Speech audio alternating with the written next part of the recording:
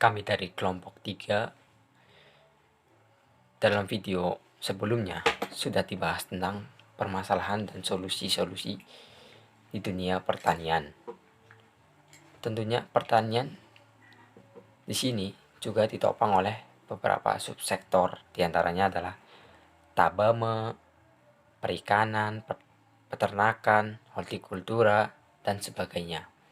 Dalam bahasan video kali ini, kita kelompok 3 akan membahas tentang permasalahan apa sih yang ada di subsektor pertanian,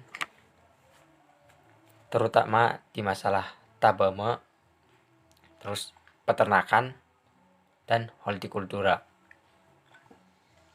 Bagaimana permasalahannya? Berikut ini.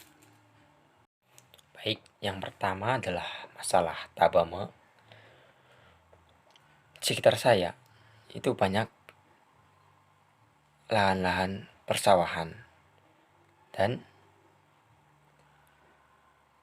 mayoritas lahan persawahan tersebut itu ditanami komoditas padi, dan pada saat ini itu sedang memasuki masa-masa penanaman karena sebulan yang lalu itu sudah pada panen semua gitu.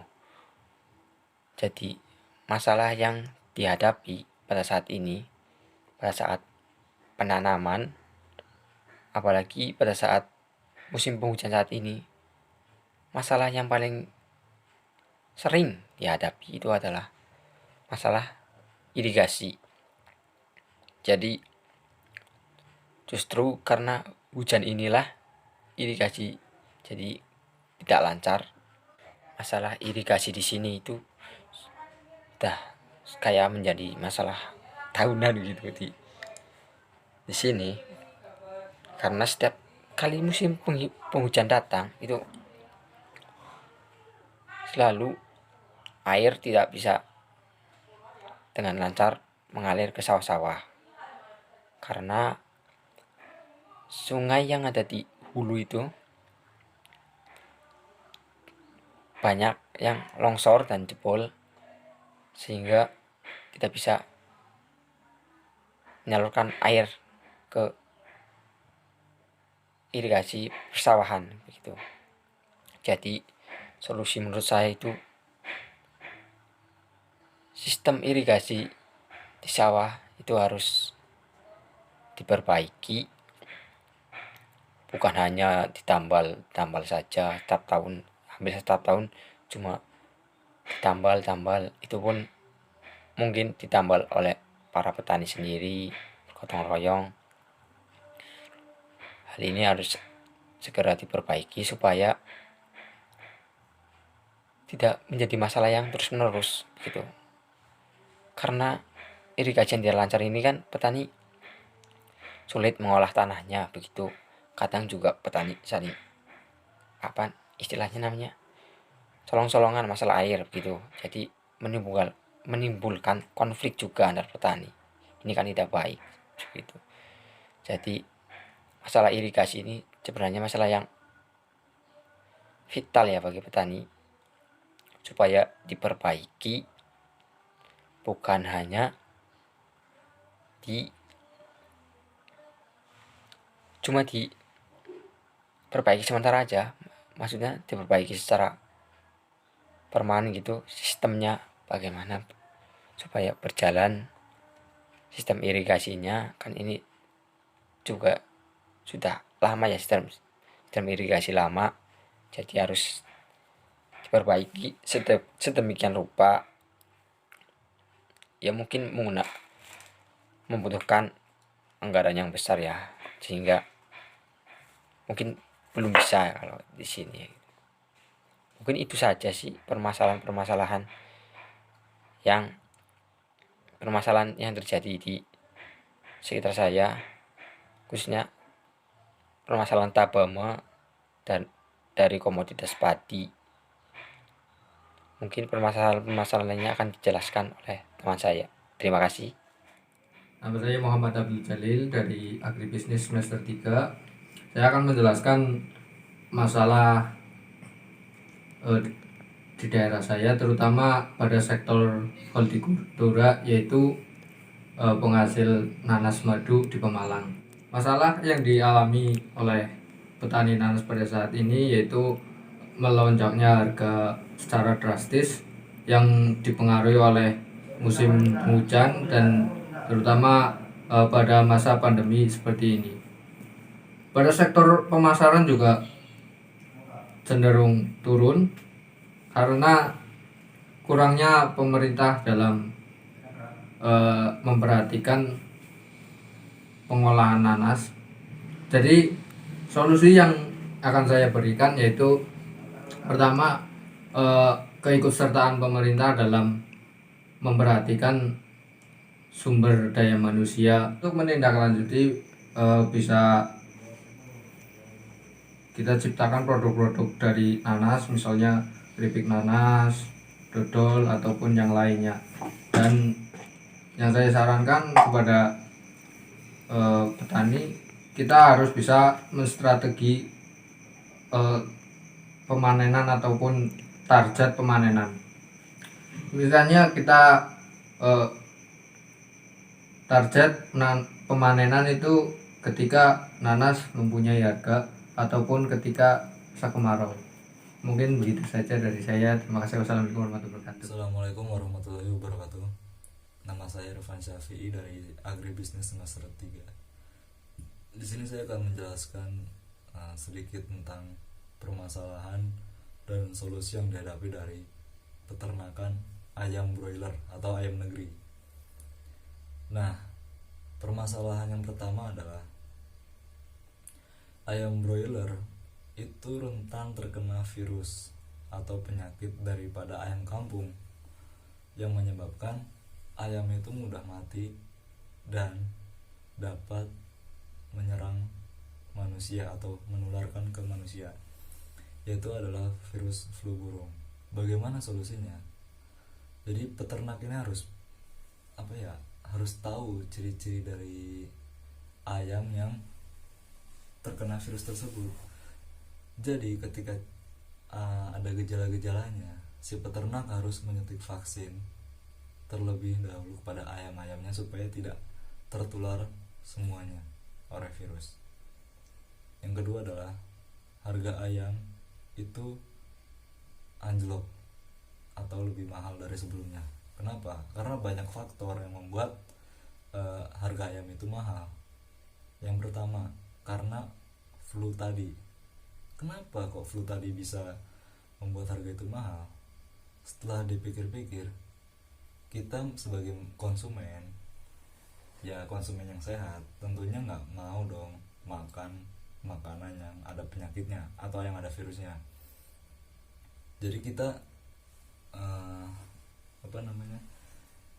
jadi kita nggak mau kan tertular oleh virus flu burung. Oleh karena itu, ketakutan konsumen itulah yang membuat ayam itu jadi nggak mau beli gitu, karena ya takut tertular. Terus yang kedua adalah harga pakan yang meningkat. Ya pasti harga pakan ayam itu nggak semakin menurun, malah semakin naik karena banyak faktornya juga sama. Terus kalau misalkan harga pakan naik, otomatis kan peternak ngejualnya juga harus mahal. Gak mungkin peternak ngejualnya lebih murah daripada modalnya itu yang cukup mahal. Jadi modalnya juga ini keluarin banyak, belum makannya, belum distribusinya, belum banyak banget deh yang membuat harga ayam tuh tiba-tiba mahal. Ya salah satu faktornya karena itu, harga pakannya meningkat dapat membuat kenaikan harga ini yang membuat permintaan pasar itu jadi turun pasti. Yang tadinya harganya 10.000 per kilo jadi 20.000 per kilo, kan kaget pasar, masa harganya mahal banget. Akhirnya banyak konsumen yang nggak mau beli ayam karena itu mahal. Terus faktor lainnya itu BBM meningkat, jelas. Karena ayam broiler itu, peternakan ayam itu nggak cuma 1-2 ekor, tapi ratusan. Dan cara mengirimkan ayamnya atau mengirimkan bibitnya, terus mengirim makannya, terus mengirim apalagi merang bangsanya itu kan, terus mengirim lagi setelah panen. Untuk ke pasar itu kan butuh transportasi yang dimana juga membutuhkan BBM. Bensin itu semakin tahun itu semakin mahal, nggak mungkin semakin turun karena sumber daya alamnya yang lama-lama akan habis. Maka dari itu ayam bisa menjadi mahal. Yang keempat adalah kalau yang di desa saya itu baunya itu menyengat banget gitu. Jadi si peternak ini adalah yang punya itu swasta ya, perorangan. Jadi yang punya ini bikinnya di tengah-tengah masyarakat, di tengah-tengah rumah warga. Ya jaraknya nggak nyampe 1 kilometer lah kalau dari rumah tuh. Jadi baunya tuh kalau misalkan musim hujan nih baunya nyengat banget. Nggak cuma saya merasakan tapi orang lain juga sama. Nah bagaimana ini solusinya seperti ini nih? Kadang kita sebagai masyarakat berhak dong untuk ngadu lah, ibaratnya buat negur lah ke yang punya peternakan itu. Ya suatu saat, suatu waktu itu pernah ngadu, tapi kemudian ya si peternak mengiyakan, memang maksudnya tahu bahwa kotoran ayam yang di peternakannya itu bisa membuat bau warga tahu. Dia juga selalu melakukan pencegahan kayak dibersihin gitu kan, yang kotoran ayamnya tuh diambilin, kadang ada yang beli. Cuma ya namanya warga banyak ya, orang banyak pada komplain pasti. Kemudian baunya itu sekitar setengah harian, jadi setiap hari tuh pasti kecium baunya. Nah kemudian ada lagi nih masalah dari masyarakatnya sendiri, yang efeknya berdampak pada masyarakat adalah jalanan umum itu jadi pada ambles atau pada rusak, pada bolong. Gara-gara apa? Gara-gara truk yang yang muatannya ayam itu lama-lama akan membuat jalanan itu menjadi bolong karena muatannya itu sangat berat. Jadi jalannya itu cuma buat nampung 500 kilo misalkan, setengah ton lah ibaratnya. Ini muatan yang lewat tuh 1 ton lebih, itu buat bawa pakan ayamnya aja pakai truk dump tuh, truk yang gede tuh masuk di tengah-tengah jalan desa tuh kan, jalan desa kecil paling cuma buat 1 mobil doang, itu dilalui oleh truk-truk itu. Ya lama-lama akan jadi rusak jalannya, padahal jalannya belum lama itu habis diaspal, habis baruan, habis diperbaharui lah. Nah di sini solusi yang bisa saya sampaikan adalah selalu memperhatikan keselamatan dan kenyamanan warga sekitar. Artinya sebelum kita membuat kandang atau membuat sesuatu, membangun sesuatu, kita harus mempunyai izin dulu. Kita harus izin sama desa, izin sama RT, sama RW, sama warga-warga sekitar, apakah diperbolehkan membangun ini, membangun itu, dan apa saja resiko yang akan terjadi, dan apa penyebabnya untuk apa saja efek untuk masyarakat. Plus minusnya harus dikasih tahu supaya supaya warga tuh jelas, dan akhirnya setuju atau enggaknya itu ya tergantung warga sekitar. Seharusnya kalau bikin kandang ayam itu jangan di desa, tapi di tengah-tengah hutan nggak apa-apa, atau di sawah juga, tengah sawah, yang penting jauh dari warga, karena itu dapat mengganggu aktivitas warga sekitar. Jadi kalau udah kayak gini sih ya mau gimana lagi gitu kan. Kadang kita juga pengen loh dikasih ayamnya kalau lagi panen.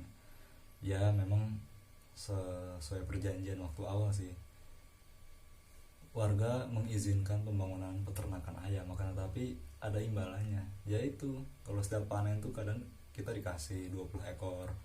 Nah kalau lagi corona kayak gini nih ya pailit juga sih, kadang saya juga merasa kasihan bahwa peternakannya itu rugi gitu loh. Kalau lagi pandemi kayak gitu tuh rugi. Makanya ya mau gimana lagi, yang namanya juga dia udah bangun, itu tanahnya dia, terserah gitu kan, mau di gimana juga udah jadi, kita nggak bisa protes, kita nggak bisa hancurin, ya terima aja gitu. Yang penting hidup damai bermasyarakat, ya dia mau bantu apapun untuk warga ya nggak masalah, kita juga masih welcome. Mungkin itu saja yang dapat saya sampaikan, kurang lebihnya mohon maaf. Wassalamualaikum warahmatullahi wabarakatuh. Oke, mungkin itu saja video permasalahan tentang masalah-masalah yang terjadi di subsektor pertanian, khususnya di sekitar-sekitar wilayah kita. Begitu. Mohon maaf apabila ada kesalahan baik pengucapan, tutur kata, dan tindakan.